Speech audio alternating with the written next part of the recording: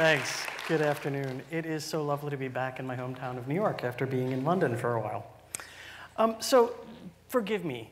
Today's talk, as Mika suggests, is a little bit of a probe. It's a little bit of an experiment. It's got lots of new material in it.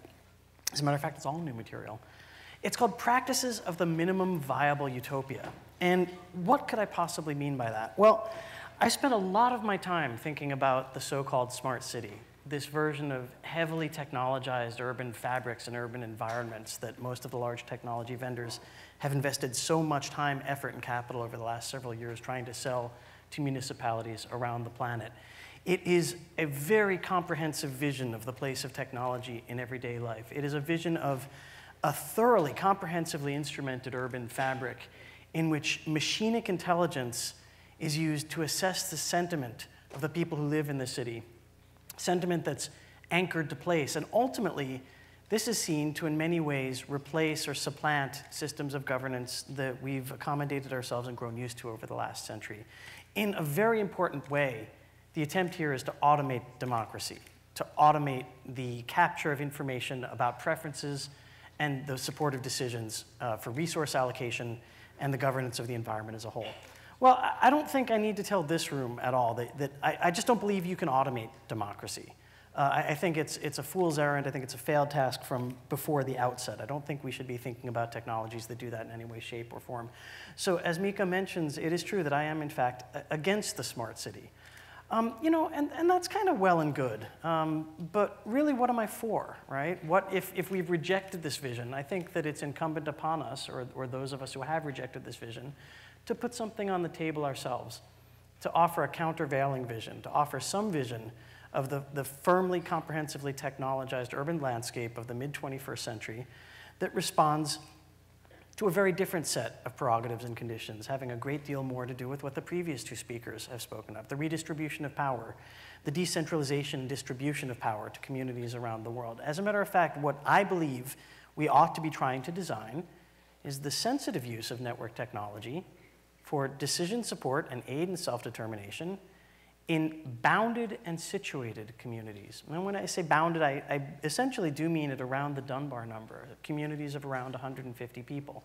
And I have a reason for believing that, which is not particularly scientific, but is instead experiential. It comes from a lifetime of experience in small group circumstances and trying to scale up the things that happen in small group circumstances, including various kinds of activist groups on the left and various squatting communities I've been involved with, but also small group contexts in the United States Army and Special Operations Command, where I was for 5 years of my life. So bounded is important to me. I think that we lose a great deal when we begin to scale beyond the bounds where you can have a chance of knowing people, a chance of developing relationships with them over time, but also situated communities, communities that are informed by and ultimately perhaps even given meaning by their relationship with a specific place on Earth.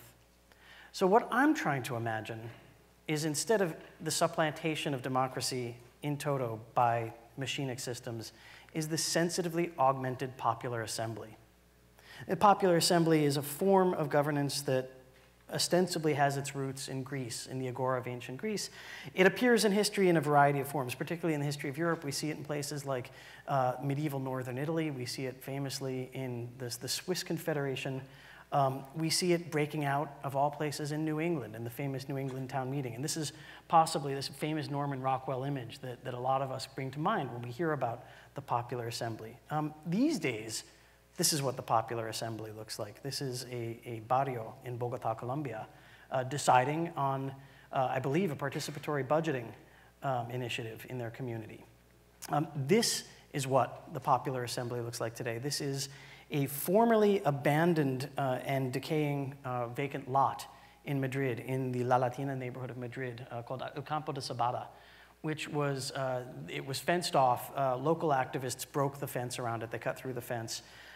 They set up a council to discuss what should be done with the place. And the interesting thing about the experience of El Campo de Sabata, not merely is it very, almost hyper-local in its rootedness in place, but it sort of became a self-affirming and continuing example of what it itself was built on. They've developed the practices and procedures there of a deliberative, discursive democracy that is applicable not merely to questions about that environment, but as in the case of Lumio, potentially to a broader set of environments as well. And in all of these things, I wish to bear in mind the lessons of Occupy Sandy, which I was involved with, and I anticipate that a number of people in the room here as well were also involved in the Occupy movement in one way or another. Let's not be overly reliant on technology. The technology frequently gets in the way of making decisions. It is sometimes the most robust and the simplest forms of technical intervention that are the most useful. And let's, in whatever we do, always remember to try and approach each other in an emotionally authentic and present way, in a first-person, peer-to-peer, eye-to-eye basis. So if we're going to use technology to try and do this, one question that arises immediately is how do you scale the town meeting? Well, one approach to this is just do it. Go big. Go massive. Here at Occupy, right outside in front in Washington Square. And there are technologies that we've developed to help mediate and moderate this sort of large-scale community meeting. They're not digital technologies. They're technologies like this. They're gestural technologies. They're older and deeper technologies of communication that help us manage this sort of large-scale collective General Assembly process. The other answer to this question is one that's going to be a lot more familiar to the people in this room, and that is this. This is technology. This is, in fact, a screenshot from Lumio. And I do not at all think this is a misguided effort, but I do think it needs to be designed very carefully if it's to have the sort of outcomes that we've invested so much hope and ambition in. All too often, when we talk about technology being used in the governance process, it winds up being merely e-voting. It winds up being about representative democracies, and the choices that are put before us are like this. You know, press this button if you want to vote Democratic or Republican. And as far as I'm concerned, for reasons that we'll get into, I don't think that actually has a lot to do with democracy. One of the other ways that technology has been used to try and intervene in this process of a collective self-determination, we've already heard about today, liquid democracy, a delegative form of democracy. And my sense is, although one does hear reports of liquid democracy being adopted by various pirate parties and quote-unquote working well here and there around the world, I mean, this is the simplified version of liquid democracy. This is the diagram that they offer to novices and beginners to try and explain what liquid democracy is all about. I had to spend 15 or 20 minutes thinking through it before I really understood what they were after. So in the kind of rough and tumble of real-time discourse that happens in environments like Occupy and environments like El Campo de Sabata, this is both unnecessary, unwieldy, and ultimately, I think, counterproductive. Even so, even if you did stipulate that there were uses and vital reasons to want to do things in this way, there are issues with anything that's based on a technological platform. The digital divide is something which simply has not gone away and will continue to not go away. And when I say digital divide, I mean both the material and the psychological digital divide. There are people who will not adopt these technologies in their everyday life for intimate things like this, no matter what. And it's not because they're late to the curve. It's not because they're late adopters. It's because there is nothing in it that responds to the prerogatives of their life as they understand them. And there's very, very little that any of us can do about that. So when we design systems that need to be accessible to each and every system, and we forcibly constrain them to a technological platform, I think that we run the danger of missing out on something very important indeed. There's also the institutional incapacity to make use of some of these technologies. As a matter of fact, particularly with liquid democracy, it's not merely about having a technological platform to manage decision-making. It's about having institutional infrastructure that responds to that on the back end. Ultimately, I think some of these things are in the way of false promises. They promise to innovate the decision support process, but not ultimately the mechanics of governance itself, and that's a problem. But here's what I see as the really big reservation. Democracy is more than voting, and so very, very often, when we talk about technologies to support this, we ultimately wind up decomposing back down to voting.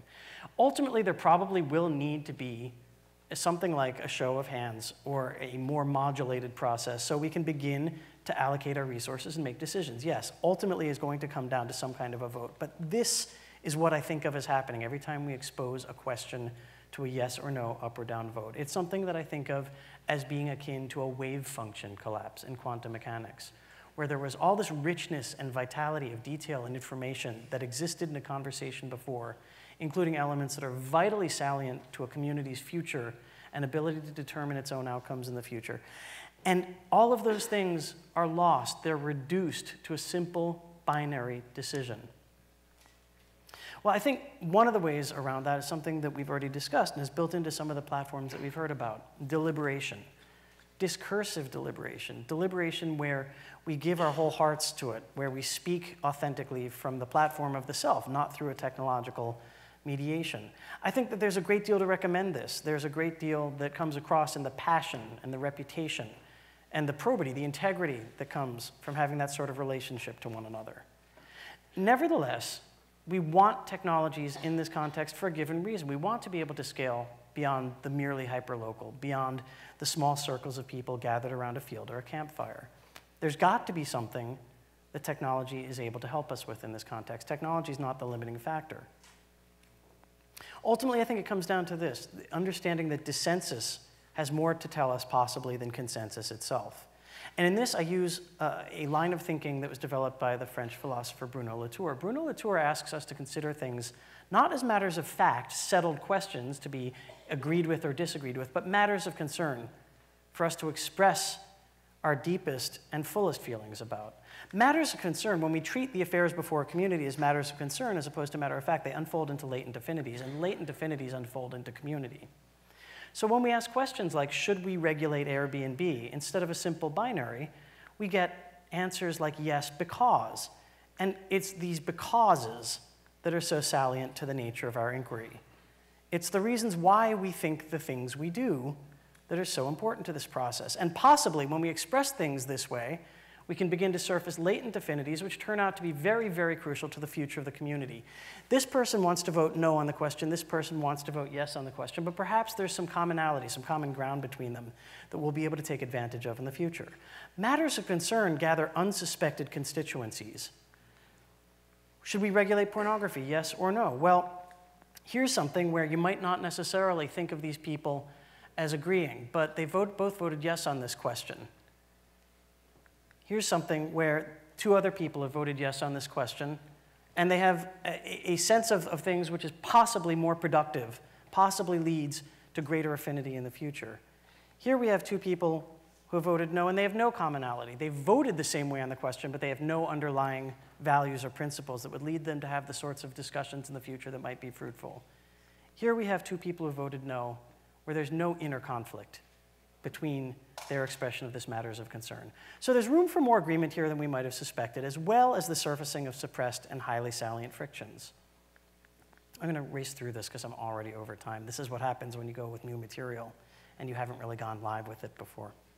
Matters of concern allow intensities of feeling to emerge. So in the end, what is technology good for? Well, I personally think that it's not the glamorous stuff.